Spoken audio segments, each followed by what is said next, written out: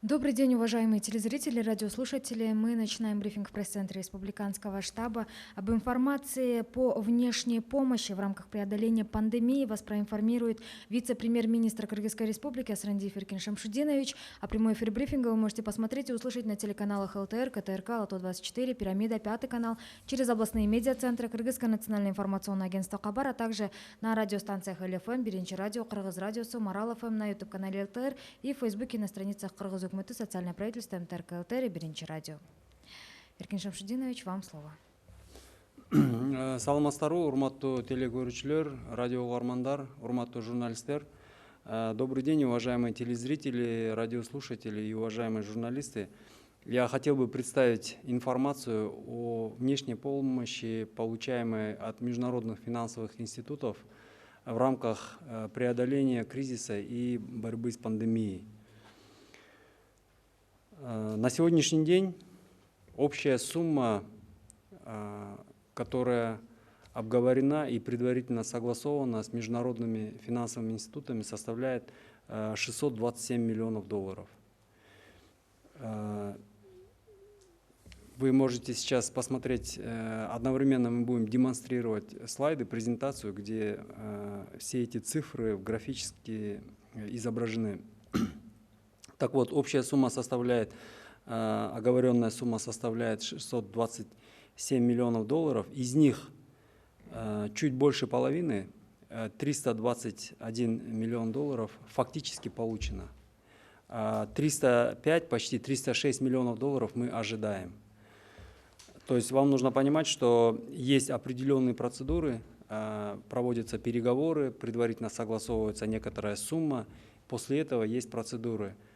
Наши доноры, они должны провести у себя, принять соответствующее решение, оформить документы, и мы на своей стороне тоже должны провести определенные процедуры, подписать соглашение, одобрить его, провести ратификацию, утвердить законом, и потом только идет перечисление средств по согласованным условиям. Так вот, еще раз повторюсь, что на сегодняшний день из предварительно согласованной суммы в республику поступило фактически чуть больше половины средств, 321 миллион долларов. Следующий слайд. Очень много вопросов задается, на каких условиях получаются эти ресурсы. Из общей суммы 627 миллионов, 26%, то есть 1/4 часть, это в виде грантов. Это безвозмездные средства. 166, почти 166 миллионов долларов поступает в виде грантов.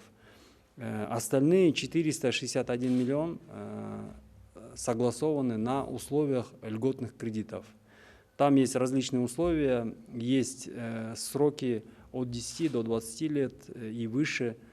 Процентные ставки колеблются в пределах от 0,7 до 1,5%. Есть льготные периоды по погашению основной суммы. В целом вся получаемая помощь, она предоставляется на льготных условиях. Более подробно я в конце своей презентации покажу ссылку на нашем сайте, на сайте правительства. Размещена подробная информация по каждому источнику, по каждому кредиту и гранту, какие сроки, какие процентные ставки. Все это подробно у нас опубликовано. Далее, в следующем слайде я хотел бы продемонстрировать, из каких источников, от каких международных финансовых институтов мы получаем. Вот здесь, если вы видите, 7 международных финансовых институтов, с которыми мы работаем и с которыми ожидается получение внешней помощи на озвученную мной сумму.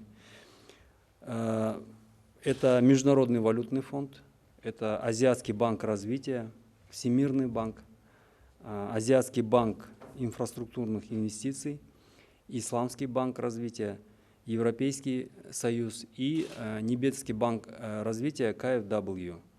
Вот если вы видите, как я ранее говорил, из 627 фактически поступило 321. Это в основном средства Международного валютного фонда. Поступили первый и второй транш в общей сумме 242 миллиона долларов. Поступили 50 миллионов от Азиатского банка развития. Поступила помощь от Всемирного банка на 2 с лишним миллиона долларов. И от Европейского Союза 27 миллионов долларов. Итого поступило 321 миллион долларов. Вот здесь прошу обратить внимание на правый нижний угол. Из поступившей суммы 320 миллионов мы фактически использовали, то есть израсходовали 173 миллиона. Вот 173 миллиона, они израсходованы. Из них первый транш Международного валютного фонда 121 миллион, 50 миллионов Азиатского банка развития использовано и 2 с лишним миллиона долларов от Всемирного банка, это уже израсходованные средства. Остальные средства 148 миллионов, то есть 321 минус 173, остальные 148 миллионов, они находятся на счетах Центрального казначейства в Национальном банке Кыргызской Республики. И эти ресурсы пока не расходовались. Далее я хотел бы представить вам, по каким направлениям используется полученная помощь. В целом сейчас можно выделить два основных направления. Это бюджетная поддержка. Всем известно, что в связи с кризисной ситуацией происходят очень большие выпадения по доходной части. Мы не добираем доходов, и в связи с этим большая часть получаемой помощи она идет на покрытие бюджетных расходов. Вот это первое направление. И второе направление – это непосредственно на покупку и приобретение средств, необходимых для борьбы с COVID-19. Вот здесь указаны две таблицы. Первая таблица, как вы видите, из поступивших средств, я вот ранее говорил, что мы фактически получили, вернее, фактически использовали 173 миллиона, и вот вы видите, что почти 171 миллион это использовано на покрытие бюджетных расходов. Здесь также указана неиспользованная сумма, о которой я говорил, которая находится на счетах Национального банка 148 миллионов. И вот 2 с лишним миллиона это в рамках проекта Всемирного банка использованы на получение, вернее, на приобретение медицинских средств, изделий. Более подробно я сейчас тоже расскажу вам. На следующем слайде здесь представлена информация. Вот, я уже сказал, что почти 171 миллион долларов использован на покрытие бюджетных расходов. И вот здесь мы даем вам расшифровку, куда использованы эти 170 миллионов долларов. Здесь вот вы можете посмотреть по статьям бюджета: заработная плата, социальные отчисления, трансферты социальному фонду. Это средства, выделяемые из бюджета для социального фонда для последующей выплаты пенсий и пособий. Трансферты фонду обязательного медицинского страхования. Эти средства из бюджета выделяются ФОМСу, и ФОМС далее финансирует наши медицинские учреждения, и в том числе эти средства направляются на заработные платы и приобретение медикаментов. Более подробно, вот, куда использованы средства, переданные ФОМС, в ближайшее время Фонд медицинского страхования тоже представит информацию и отдельно сделает брифинг или пресс-конференцию. Вот, далее вы видите, что выделены средства на трансферты органам местного самоуправления, использованы на пособия по социальному обеспечению. Здесь же указано приобретение медицинских товаров и услуг. Это все в рамках борьбы с ковид. 3 миллиона долларов были использованы на пополнение запасов фонда Госматрезервов на приобретение зерна пшеницы. Также вот во время карантина предоставлялись продуктовые пакеты по всей республике. На эти ресурсы тоже было использовано из бюджета, из источников внешних 1,3 миллиона. В целом я хотел бы сказать, что вот вы видите, Как я уже сказал, 170 миллионов было направлено на покрытие бюджетных расходов. Из них 120 миллионов – это первый транш МВФ, и 50 миллионов – это средства Азиатского банка развития. Так вот, из 170 миллионов 84% средств, они направлены на заработную плату, социальные отчисления, соцфонд, пенсии, пособия и заработные платы органов местного самоуправления. То есть львиная доля, она направлена на финансирование защищенных социальных статей. Здесь нужно обратить внимание, что, вот, еще раз повторюсь, средства, предоставляемые фонду ОМС, также вот здесь указаны статьи на приобретение продуктов питания, на стратегические запасы, приобретение зерна, приобретение медицинских товаров. Эти суммы тоже можно рассматривать как средства, использованные на борьбу с пандемией, борьбу с COVID-19. Далее, вот по проекту Всемирного банка были предоставлены согласованные средства на покупку медицинских изделий, медикаментов, оборудования, приборов. Сумма одобрена, часть этих средств уже перечислена, проведены тендеры, но из указанной суммы фактически получено медицинских изделий, медикаментов и оборудования приборов на сумму 2 с лишним миллиона долларов. Есть предоплаты по контрактам оплаченные суммы, но мы пока не считаем это использованным, потому что по факту они не поступили еще в Кыргызстан, эти медицинские изделия и приборы, оборудование, медикаменты.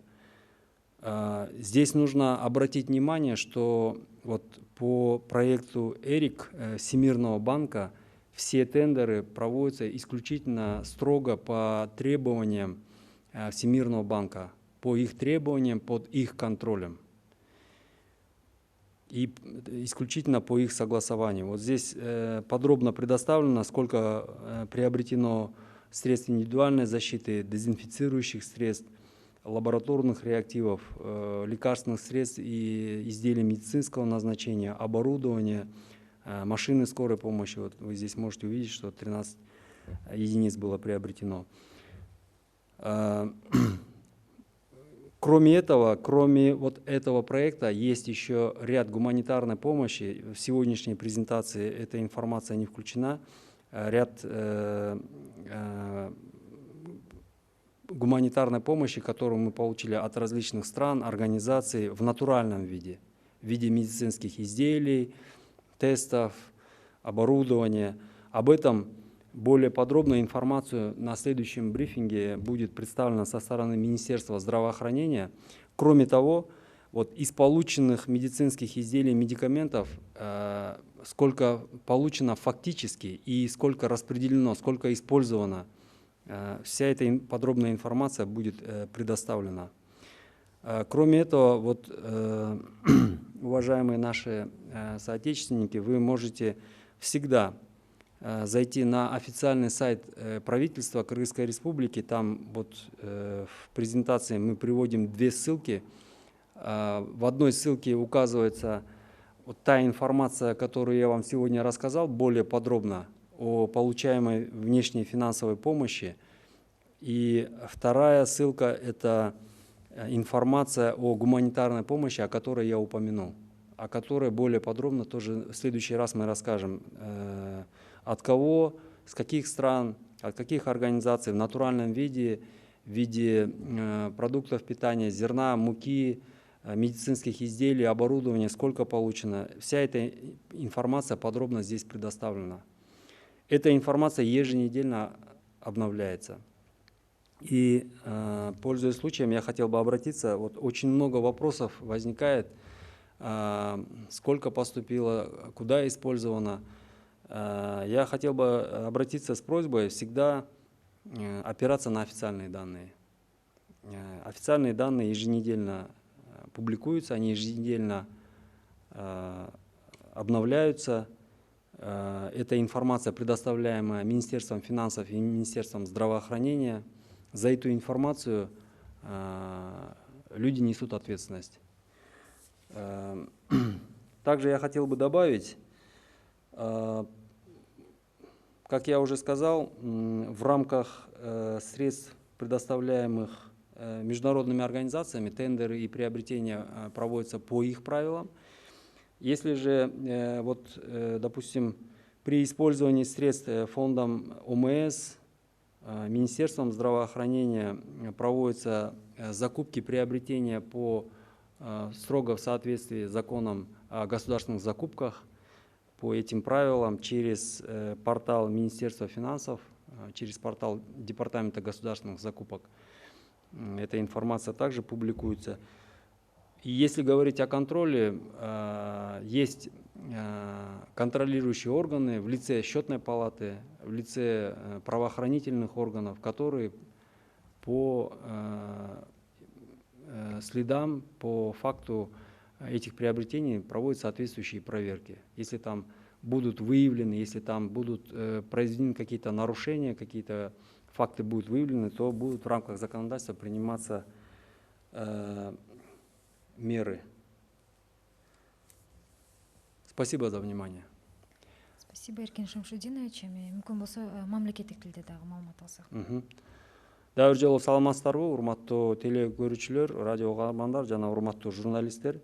Мен сиздерге сырттан келип аткан жардам тууралуу маалыматты берип койсом, көп эле суроолор болуп атат. Канча каражат келди, канчасы колдонулду, кайсы жака колдонулду деген суроолор болуп атат. Биринчиден, мына жалпы эл аралык финансылык мекемелер менен сүйлөшүлгөн, алдын ала сүйлөшүп макулдашылган сумманын көлөмү 627 миллион доллар түзөт. 627 миллион долларын тегерегенде бир нече финансылык уюмдар менен сүйлөшүүлөр жүргүзүлүп, жылдын башынан бери алдын ала макулдуулук бүгүнкү күндө алынган. Ошол аталган сумманын ичинен мен тактап айтып кетейин, ушуга көңүл буруп койсоңуздар, аталган сумманын ичинен теңинен бир аз ашыгы 51%, 321 миллион доллар бүгүнкү күндө Кыргызстанга которулуп келип түштү. Калган 306 миллион долларды биз күтүп атабыз. Ал жерде туура түшүнүш керек, муну маалымат катары айтып коеюн. Финансылык мекемелер менен биздин өкмөт, биздин министрликтер сүйлөшүлгөндөн кийин, алдын ала сүйлөшүп, анын өзүнүн процедуралары бар. Келишимди эки тараптуу макулдашуудан өтүш керек келишимдер, анан кол коюлуш керек. Алар өзлөрүнүн чечимдерин чыгарыш керек, финансылык мекемелер. Биз тараптан дагы ошол келишимдер өзүнүн процедурасынан, ратификациядан, жактыруудан жана мыйзам чегинде бекитүүдөн өтүш керек. Ошонун баары убакыт талап кылат. Ошол процедуралар бүткөндөн кийин анан шартка жараша аталган каражаттар транштар менен өз мөөнөтүндө которулуп келет. Ошондуктан кээ бир суммалар макулдашылган болсо да бүгүнкү күндө которулуп түшө элек. Себеп дегенде жанакы мен айткан процедуралардан өтүш керек. Дагы бир жолу кайталап кетейин, мына алдын ала сүйлөшкөн сумманын ичинен теңинен бир аз ашыгы 321 миллион доллар бүгүнкү күндө Кыргызстанга которулуп келип түштү. Кийинки слайдта мен сиздерге маалымат катары биринчиден сырттан келип аткан каражаттар сүйлөшүүлөр жүргүзүлгөндө өкмөт тарабынан максималдуу жеңилдетилген түрдө шарттарды сүйлөшкөнгө аракет кылынат. Грант, көбүрөөк гранты болсун деген ушундай аракеттер болунат. Мына аталган 627 миллионун ичинен 4төн 1 бөлүгү бул бекер каражат деп айтсак болот, грант. Берилип аткан каражат 166 миллион доллар бул грант эсебинде бекер берилип аткан каражат. Калган 461 миллион доллары бул жеңилдетилген насыя. Мен анан кийинчерээк сиздерге сайттын ссылкасын берем. Ошол жерде кайсы мекемеден кандай шартта, кайсы мөөнөт менен кандай пайыздык үстөк, анын ичинде канчасы каникул бар, ошонун баары бүт кеңири маалымат биздин сайтта берилген. Ошону мен сиздерге көрсөтөм. Жалпысынан айтып кетсек, бул берилип аткан насыялар узак мөөнөткө берилет. Анын ичинен сөзсүз түрдө жеңилдетилген каникулдары бар негизги суммасынан. Пайыздык үстөктөрү дагы 0,7-ден 1,5% чейин бул жеңилдетилген болуп эсептелинет. Көбүнчө берилип аткан насыялардын ичинде грант элементи бар. Жана мына бул жерде көрүп атасыздар, таза грант катары 4-төн 1 бөлүгү берилип атат. Кийинки слайдта болсо, урматтуу жарандар, кайсы финансылык мекемелерден канча каражат берилип атканы көрсөтүлүп турат. Мына бул жерде тизме менен кетсек,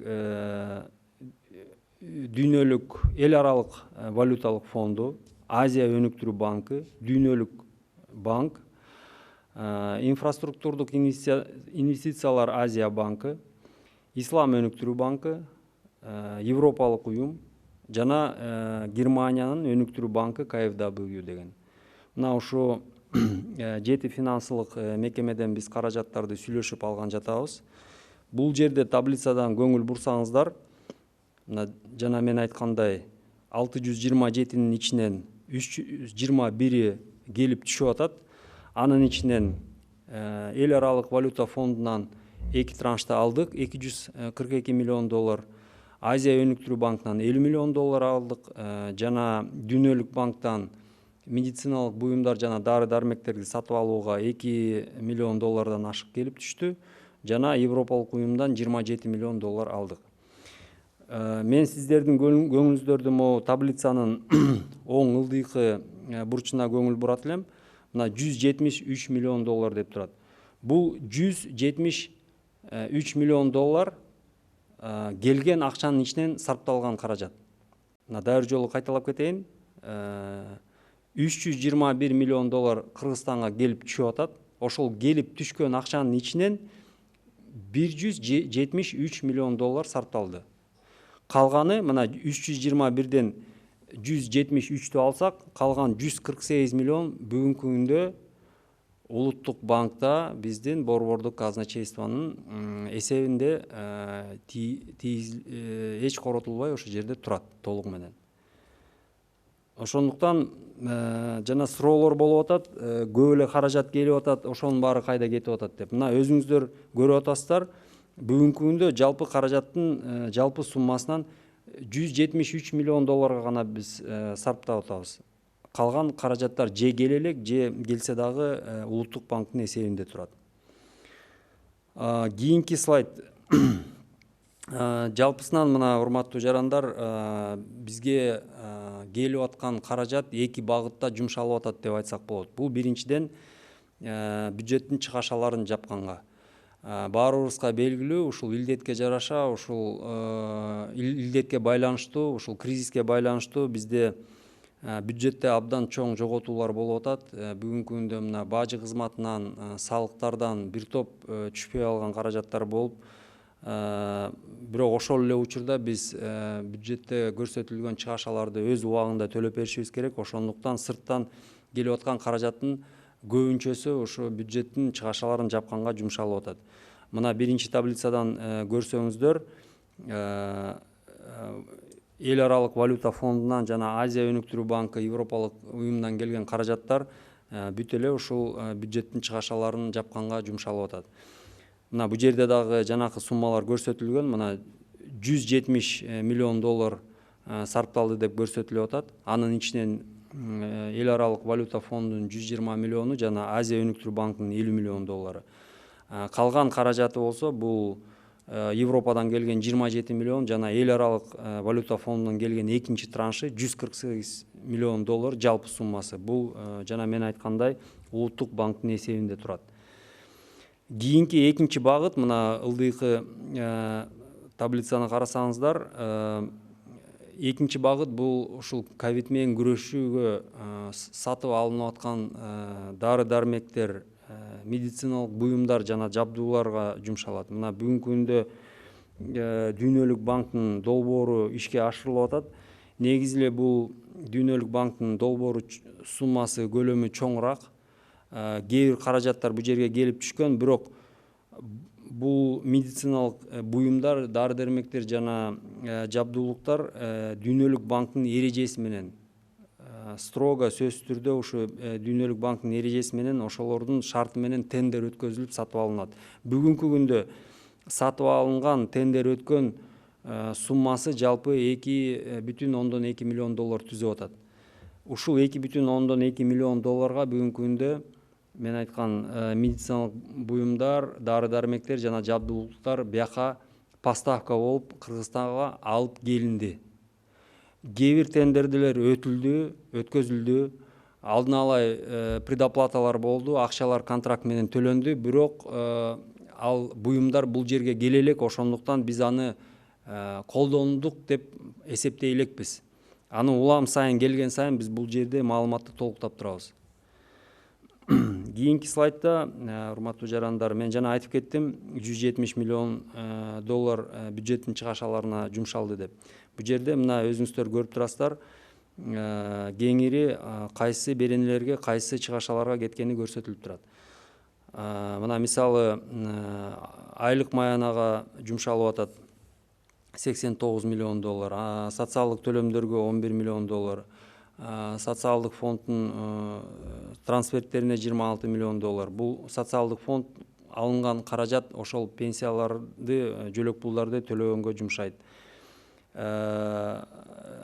Милдеттүү камсыздандыруу фондуна, медициналык камсыздандыруу фондуна 22 миллион доллар которулуп атат. ФОМСка которулган каражат мындан ары биздин ооруканаларга, медициналык мекемелерге ошол эле айлык маяна, дары дармектерди сатып алууга берилет. Жана мына башка чыгашалар, ошонун ичинде мына жөлөк пулдар, медициналык буюмдарды сатып алууга, мына мунун ичинде 3 миллион доллар биздин мамлекеттик материалдык резервтерди толуктоого, буудайды сатып алууга жумшалган болчу 3 миллион доллар. Мына 1,3 миллион доллары бул карантин убагында биздин муктаж болгон жарандарга азык түлүк пакеттерди, азык түлүктөрдү сатып алып, ошолорду таратканга 1,3 миллион доллар жумшалды. Мына жалпысынан айтып кетсек, сарпталган 170 миллион доллардын ичинен айлык маянага, социалдык төлөмдөргө, пенсияларга, жөлөк пулдарга 84% жумшалып атат. Көбүнчөсү, мындайча айтканда, ушул социалдык чыгашаларга жумшалган. Сиздердин көңүлүңүздөрдү буруп кетет эле, мына могу бюджеттик чыгаша деп атпайбызбы? Бюджеттик чыгашанын эсебинен дагы ковид менен күрөшүүгө каражаттар жумшалып атат. Мына бул жерде дагы ушунун ичинде отурат. Мына ФОМСко биз 16 миллион ФОМСко 22 миллион доллар берилет деп атат, берилди деп атат. Ошонун ичинен жана мен айтып кеткендей ооруканаларга каражаттар которулат. Ооруканалар ошол каражаттардын эсебинен дары дармек, дарыгерлерге айлык маяналарды төлөп берет. Аны дагы ошо ковид менен күрөшүүгө жумшалды деп айтсак болот. Мына дагы бир жолу кайталап кетейин, бул жерде мына 1,3 миллион доллар дары дармектерди сатып алууга жумшалган. Буудайды дагы сатып алганы бул ушул илдетке байланыштуу болду. Аны дагы эсепке алсак болот. Жанагы мен айткан азык түлүктөрдү сатып алуу бул дагы илдетке байланыштуу. Муну да ковид менен күрөшүүгө жумшалды деп айтсак болот. Кийинки слайд, жана мен айтып кеткен Дүйнөлүк банктын долбоору жөнүндө биз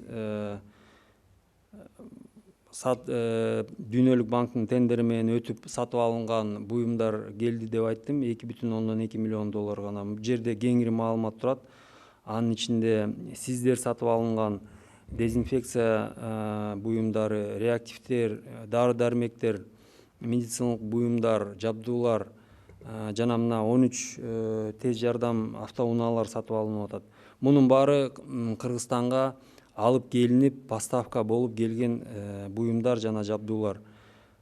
Дайыр жолу кайталап кетейин. Бул Дүйнөлүк банктын тендеринин алкагында дагы бир нече контрактылар түзүлүп, алдын ала төлөнүүлөр жүргүзүлүп, азыр биз кошумча бул жерге келе турган поставкаларды күтүп атабыз. Улам келген сайын бул маалымат толуктанып турат. Сөздүн аягында мен урматтуу жарандар айтып кетет элем, мына жана көп суроолор пайда болуп атат. Биринчиден, дайыр жолу кайталап кетейин. Эл аралык мекемелерден түзмө-түз сатып алынып аткан медициналык буюмдар же кандай бир башка сатып алуулар болсо, алардын сөзсүз түрдө алардын эрежелери менен, алардын көзөмөлү менен жана алардын менен макулдашуу менен гана жүргүзүлөт. Бул биринчи нерсе. Экинчи нерсе, мына бюджеттин чыгашалары деп атабыз. Ошонун эсебинен мына ФОМСко, ошол эле саламаттык сактоо министрлигине берилип аткан каражаттар, ал тараптардан сатып алуулар жүргүзүлүп атса, алар сөзсүз түрдө мамлекеттик сатып алуулар жөнүндө деген мыйзам чегинде жүргүзүлөт. Сөзсүз түрдө тиги финансы министрлигинин порталы аркылуу жүргүзүлөт. А жерде маалымат ачык жайгашкан болот. Ошол жерде кандай бир мыйзам бузуулар болсо, бизде эсеп палатасы бар, бизде көзөмөл кыла турган укук коргоо органдары бар. Ошонун артынан текшерүүлөр жүргүзүлөт. Анан ошол жерде бузуулар болсо, алар өзлөрүнүн мыйзам чегинде иш-чараларын колдонот. Презентациянын аягында, урматтуу жарандар, мына бул жерде ссылка көрсөтүлгөн. Биздин өкмөттүн расмий сайтына кирип, бул жерде эки ссылка көрсөтүлүп турат. Бул биринчи, мына мен азыр айтып берген сырттан келген финансылык жардам жөнүндө кеңири маалыматты ошол жерден алсаңыздар болот. Ар бир булактан, ар бир финансылык мекемеден канча сумма, кандай шартта, кандай мөөнөтү, кандай пайыздык үстөгү, канчасы грант, кеңири ошол жерде маалымат берилген. Экинчи ссылкада болсо, жана мен айтып кеткен, финансылык жардамдан тышкары биз башка мамлекеттерден, башка мекемелерден дагы кошумча гуманитардык жардам алып атабыз. Натуралдык түрдө. Анын ичинде буудай бар, ун бар, медициналык буюмдар бар, тесттер бар, жабдуулар бар. Ал жөнүндө эмки жолу биз кеңири маалымат кошумча беребиз, айтып беребиз. Азырынча болсо, муну сайтка кирсеңиздер, ошол жерде кеңири кимден канча алынганы көргөзүлүп турат. Анан урматтуу жарандар, ушу учур менен пайдаланып мен сиздерге кайрылып кетет элем. Кандай бир суроо пайда болсо, сырттан келген жардам жөнүндө кандай колдонулуп атат, кимге берилип атат, мен сиздерден суранат элем, ушул расмий сайтка кирип туруп, ушул жерден маалымат алсаңыздар. Себеп дегенде, тилекке каршы чындыкка туура келбеген көп фейк маалымат жана фейк материалдар чыгып калып атат. Сиздерди туура эмес маалымдап. Ошондуктан ушул расмий сайтка кирип ушул жерден маалыматтарды алсаңыздар болот. Бул маалымат жума сайын жаңыртылып турат. Жума сайын биз жаңыртып турабыз. Рахмат көңүл бурганыңыздарга. Рахмат. Урматтуу телекөрүүчүлөр, радио угармандар, ушуну менен республикалык штабтын пресс борборундагы брифингти жыйынтыктайбыз.